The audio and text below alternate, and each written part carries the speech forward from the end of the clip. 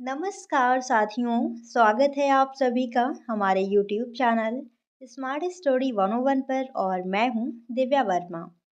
दोस्तों, आज का टॉपिक है तंजावुर रिवर्स ग्लास पेंटिंग। महत्वपूर्ण टॉपिक है, इसे ध्यान से पढ़िएगा और कहीं पर कोई कंफ्यूजन हो, कोई डाउट हो तो आप हमसे टेलीग्राम चैनल पर कांटेक्ट भी कर सकते हैं। और अगर आपने अभी तक हमारे टेलीग्राम चैनल को ज्वाइन नहीं किया है तो जाकर कर लीजिए। लिंक मैंने वीडियो के कमेंट बॉक्स में पिन कर दी है। तो चलिए फिर पढ़ना शुरू करते हैं। अब जैसा कि यहाँ पर आप लिखा हुआ देख पा रहे हैं, तंजावुर रिवर्स ग्लास पेंटिंग। तो सबसे पहले इसका मतलब समझ लीजिए कि ये रिवर्स ग्लास पेंटिंग है क्या। तंजावुर ये एक स्थान है जिसे तंजौर भी कहते हैं और रिवर्स का मतलब होता है उल्टा। ग्लास का मतलब कांच या फिर शीशा और पेंटिंग्स का मतलब जो चित्रण कार्य है, चित्रकला। तो तंजौर में शीशे पर कार्य किया जाता है। जो तंजौर स्थान है या फिर तंजावुर, यहाँ पर शीशे पर कार्य किया जाता है। शीशे पर पेंटिंग्स बनाई जाती हैं और शीशे के किस तरफ? उल्टी तरफ। तो यहाँ पर रिवर्स आया है ना, तो रिवर्स का मतलब क्या होता है? उल्टा। तो यहाँ पर जो पेंटिंग्स शीशे पर बनाई जाती हैं वो शीशे के उल्टी तरफ बनाई जाती हैं और फिर उसे सामने से देखा जाता है। तो इसीलिए इसको कहते हैं रिवर्स ग्लास पेंटिंग। यानी शीशे पर जो काम किया जाता है वो उल्टी तरफ किया जाता है या फिर पीछे की तरफ किया जाता है। तो इतना आप समझ गए। अब समझिए कि यहाँ पर जो कार्य किया जाता है वो किस प्रकार से किया जाता है और इसकी स्टार्टिंग कैसे हुई, सारी चीज़ें आपको विस्तृत बताई जाएंगी।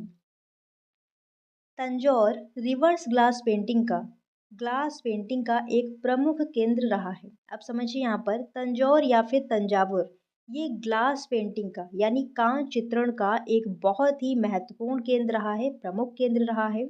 और इसके चित्रकार आंध्र प्रदेश की राजू जाति से संबंधित थे।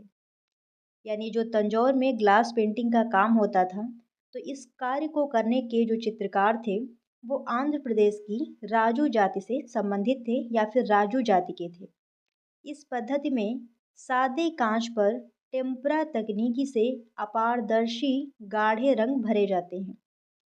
तो यहाँ पर जो रंग लगाए जाते हैं वो अपारदर्शी होते हैं और गाढ़े होते हैं। और टेक्निक कौन सी इस्तेमाल की जाती है रंग लगाने की?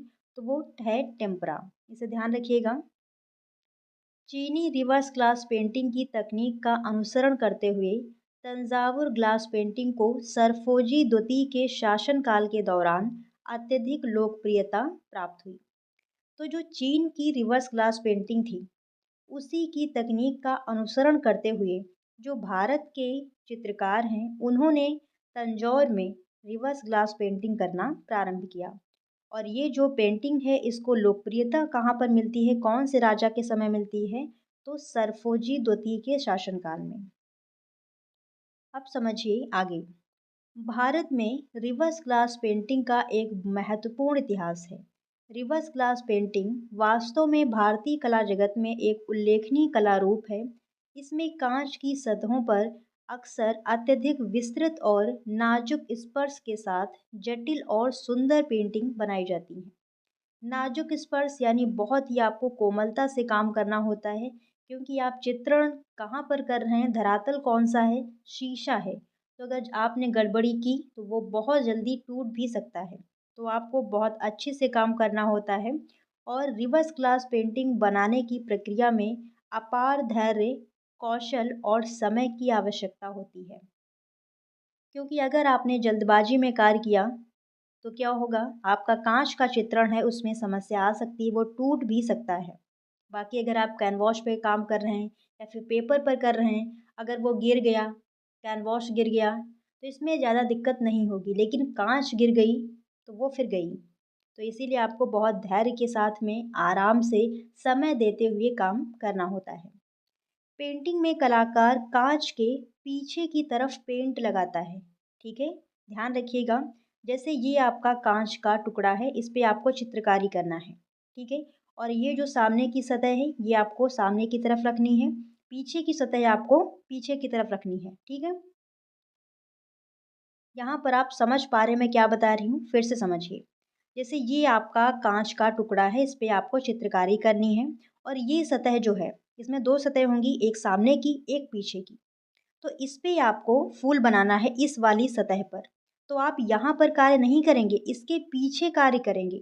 अब काँच है, ट्रांसपेरेंट है, तो जो भी काम इसके पीछे आप करेंगे, वो सामने वाली सतह से दिखाई देगा। तो वही चीज़ यहाँ पर बताई जा रही है कि जो काँच पर चित्रकारी की जाती है, इसमें पेंट काँच के पीछे की तरफ लगाया जाता है। ठीक है, क्लियर हुआ इतना? आप समझिए आगे। जिससे छवि सामने से देखी जाती है।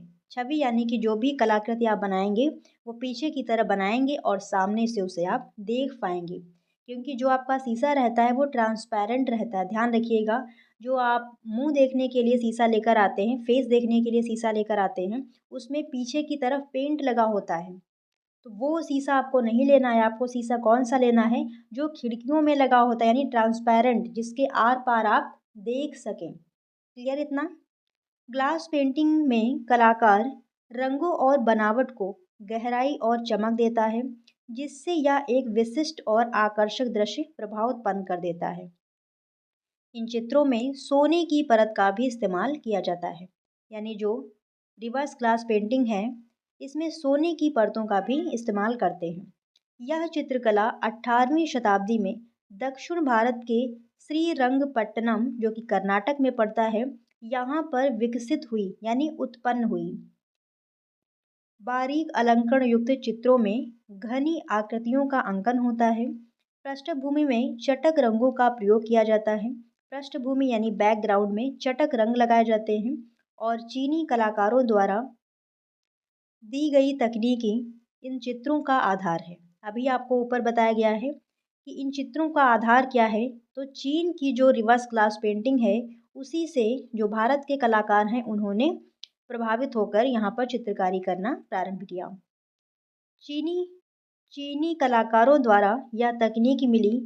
वह चीनी कलाकार टीपू सुल्तान के दरबार में आकर बस गए थे और धर्म से जुड़ी होने के कारण इस कला का तमिलनाडु में विशेष महत्व है और तंजौर के राजा ने इस कला को विशेष प्रोत्साहन प्रदान किया या फिर प्रोत्साहित किया। तो जो आपकी कांच चित्रण है या फिर तंजौर की जो रिवर्स ग्लास पेंटिंग है, इसकी शुरुआत तो कर्नाटक से हुई थी, कर्नाटक के श्रीरंगपट्टनम से। लेकिन यहाँ पर जो विशेष कार्य कहाँ पर हुआ है? तंजौर में बहुतायत मात्रा में हुआ है, इसीलिए आपको तंजौर की ग्लास पेंटिंग पढ़ाई जाती है। ठीक है, इतना क्लियर हुआ? अब जैसे रंगोली है, तो रंगोली हर जगह बनती है, लेकिन फेमस कहाँ की है? रंगोली कहाँ की फेमस है? सभी लोग कमेंट करके बताएंगे, क्योंकि ये सारी चीज़ें आपके सिलेबस में दी हुई हैं।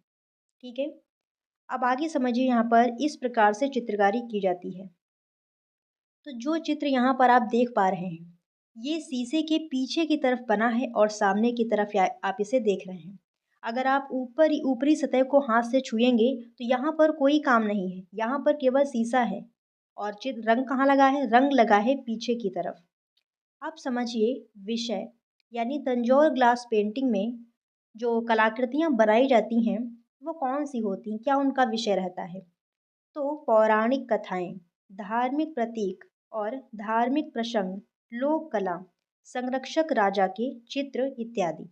पौराणिक कथाएं सभी जानते हैं, जो हमारी पौराणिक कथाएं हैं, जैसे विष्णु पुराण हो गया, रामायण महाभारत, ये सारी चीज़ें हैं। धार्मिक प्रसंग यानी धर्म से जुड़ी जो चीज़ें हैं वो बनाई जाती हैं। और धार्मिक प्रसंग, धार्मिक प्रतीक, जैसे आपका स्वास्तिक हो गया, ओम हो गया, ये सब क्या हैं? धार्मिक प्रतीक हैं। तो ये सारी चीज़ें बनाई जाती हैं। और लोक कला, जो लोक कलाएं हैं वो सारी चीज़ें यहाँ पर बनाई जाती हैं। और संरक्षक राजा के चित्र, यानी कलाकार जिस राजा के संरक्षण में रहते थे उनके भी चित्र बनाए गए हैं। आप समझिए अगला पॉइंट है प्रयुक्त सामग्री एवं उपकरण। मतलब जो ग्लास पेंटिंग है उसको करने के लिए हमें कौन कौन सी सामग्री की आवश्यकता होती है। तो पहली सामग्री तो आपकी हो गई कांच, क्योंकि चित्रण कांच पर होता है, तो पहला तो हो गया कांच। दूसरा है ग्लास पेंट, यानी कांच पर रंग भरने के लिए जो पेंट आती है अलग से, कांच की पेंट अलग से आती है, तो वो आपको लानी होगी। ब्रश, जिससे आप रंग लगाएंगे। पैलेट, जिसमें आप रंग घोलेंगे। और नकल करने का कागज। नकल करने का कागज आप समझते हैं, जिस पर आप पहले से आकृति बना लेंगे और इसी को जो कांच का आपका टुकड़ा है उस पे छापेंगे। इसको क्या बोलते हैं? Tracing paper. ठीक है, तो ट्रेसिंग पेपर का भी इस्तेमाल होता है। तो ये हो गई सामग्री। अब समझिए प्रक्रिया जो कि बहुत ही महत्वपूर्ण है। कैसे आप बनाएंगे? कांच तो आप ले आए, ये सारी सामग्री आप लेकर आ गए, कांच, ग्लास पेंट और ब्रश, पैलेट और आपका जो कागज़ है नकल करने के लिए, सारी चीज़ें आप लेकर आ गए। अब बनाएंगे कैसे? तो सबसे पहले आपको क्या करना है? कांच तैयार करना। कांच कैसे तैयार करेंगे? ऐसे नहीं कि बाजार से लेकर आ गए और बस पैलेट में रंग घोला, चालू कर दिया। ऐसे नहीं करना है। यह कांच की पेंटिंग में पहला और सबसे महत्वपूर्ण कदम है। कलाकार सुनिश्चित करते हैं कि कांच की सतह साफ हो और उस पर कोई धूल या दाग ना हो। वे कांच को साफ करने के लिए कांच क्लीनर, यानी कांच को साफ करने के लिए जो क्लीनर आता है उसका इस्तेमाल कर सकते हैं, या फिर हल्के डिटर्जेंट पाउडर का भी प्रयोग कर सकते हैं। और पेंटिंग प्रक्रिया शुरू करने से पहले कांच को अच्छी तरह से सुखा लेते हैं। उस पर कोई दाग धब्बे नहीं होने चाहिए। जो भी दाग धब्बे पड़े हैं उसे आप डिटर्जेंट पाउडर की मदद से या फिर कांच क्लीनर की मदद से साफ कर दें और फिर अच्छी तरीके से उसको सुखा लें। अगली प्रक्रिया है डिज़ाइन बनाना। अगला चरण स्केच बनाने का है। जैसे ये आपका कांच है, इस पर जो भी कार्य आपको करना है, जो भी ये फूल आपको बनाना है इस पे, तो सबसे पहले आपको क्या करना है समझिए। आप ट्रेसिंग पेपर लेंगे और उस पे ये फूल बना लेंगे। उसके बाद में जो आपका कांच का टुकड़ा है उस पे जाके ट्रेस कर देंगे। तो देखिए यहाँ पर कलाकार को कांच पर ऐसा करने के लिए ट्रेसिंग पेपर की आवश्यकता होती है। सबसे पहले कलाकार कागज पर यानी ट्रेसिंग पेपर पर एक स्केच बनाता है और फिर इसे कांच पर ट्रेस करता है, और पैटर्न या रूपरेखा को ट्रेसिंग पेपर या कार्बन पेपर का उपयोग करके कांच के पीछे एक पेंसिल या कलम से ट्रेस किया जाता है। फिर डिज़ाइन को कांच की सतह पर स्थानांतरित किया जाता है। तो यहाँ पर आपको डिज़ाइन बनाने के लिए ट्रेसिंग पेपर की आवश्यकता होती है और उसके बाद में उसे कांच पर ट्रेस करते हैं। ये नहीं कि डायरेक्ट आपने कांच पर बनाना स्टार्ट कर दिया, ऐसा नहीं करते हैं। फिर अगला है यहाँ पर लेयरिंग और ब्लेंडिंग। रिवर्स ग्लास पेंटिंग में चित्रकार पेंट की परतों का उपयोग करता है। कलाकार अगली परत जोड़ने से पहले प्रत्येक परत को सूखने देता है। यह गहराई और तीव्रता प्राप्त करने के लिए ग्लास पेंट को कई परतों में लगाता है। ब्रश का उपयोग रंग को मिलाने, छाया और हाइलाइट बनाने के लिए किया जाता है। तो यहाँ पर क्या करते हैं, जैसे ये आपका कांच का टुकड़ा है, इस पे आपको कोई कलाकृति बनानी है। ठीक है, तो पहले क्या करेंगे, जो भी रंग आपको लगाना है वो लगा दिया। उसके बाद में जब रंग सूख जाएगा, ये जो लगाया हुआ रंग है ये सूख जाएगा, तब दोबारा से इस पे कार्य किया जाता है। ऐसा नहीं है कि रंग सूखा नहीं है और दूसरा लगाना शुरू कर दिया। तो यहाँ पर जो काम है वो कई परतों में किया जाता है। और फिर अगला यहाँ पर है अंतिम स्पर्श। एक बार पेंटिंग समाप्त हो जाने के बाद, यानी आपने पूरी पेंटिंग बनाकर तैयार कर ली है, कलाकार इसे ज़रूरत के हिसाब से पूरी तरह सूखने देता है और अंत में किसी भी आवश्यक टचअप या सुधार की जांच की जाती है। यानी पूरी पेंटिंग बनकर तैयार हो गई है, सूख गई है। अब उसे कलाकार ध्यान से देखता है कि कोई यहाँ पर मिस्टेक तो नहीं हो गया है, कोई गलती तो नहीं रह गई, या फिर कोई चीज़ छूट गई है जो बनानी रह गई है। ये सारी चीज़ें लास्ट में देख लेता है। और उसके बाद में क्या होता है, प्रदर्शन और सुरक्षा। पेंटिंग की सुरक्षा के लिए कलाकार विशेष रूप से ग्लास पेंटिंग के लिए बनाए गए स्पष्ट वार्निश या शीलर का उपयोग करता है। उस पर वार्निश वगैरह लगा देता है ताकि जो रंग है वो बेकार ना हो। ऐसा करने से किसी भी तरह के नुकसान से बचा जाता है और रंग सुरक्षित रहते हैं। जब कलाकृति पूरी हो जाती है तो इसे फ्रेम किया जाता है। जब कलाकृति बनकर तैयार हो जाती है तब उसे फ्रेम कर लिया जाता है। और तंजावुर तमिलनाडु के ग्लास चित्र जो यहाँ के प्रत्येक तमिल घर के पूजा स्थल पर लगाए जाते हैं। इन चित्रों में देवी देवताओं को प्रसन्न मुद्रा में दिखाया जाता है। जो भी देवी देवता दिखाए जाते हैं वो प्रसन्न मुद्रा में बनाए जाते हैं। और कुछ छवियाँ यहाँ पर आप तंजौर ग्लास पेंटिंग की देख भी सकते हैं। कुछ इस प्रकार से कार्य किया जाता है। तो आज के लिए बस यहीं तक। आई होप ये वीडियो आपको पसंद आई होगी। सो प्लीज़ दोस्तों, वीडियो को लाइक शेयर और चैनल को सब्सक्राइब जरूर कीजिएगा। मिलते हैं नेक्स्ट क्लास में, तब तक के लिए धन्यवाद साथियों। जय हिंद।